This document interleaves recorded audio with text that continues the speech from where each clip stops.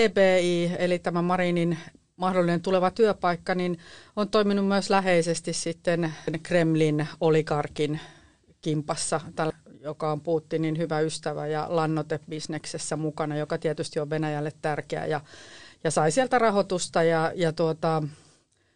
tämä rahoitus loppui nyt pakotteiden myötä, mutta että tällaiset kaikki kytkennät, ajatellaan nyt tätä Venäjää, lannoitteita, viljaa, niin siitähän käydään parhaillaan, taitetaan maailmassa peistä, on nämä Ukrainan Mustanmeren viljaneuvottelut, ja Putin juuri sanoi, että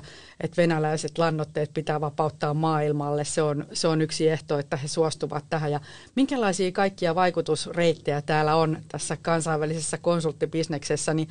kyllä ainakin niin kuin olisin tarkkana tämän suhteen, ja sen takia niin kuin journalistienkin pitää perata tarkasti se, että mistä se raha tulee esimerkiksi nyt tähän Marinin uuteen pestiin liittyen.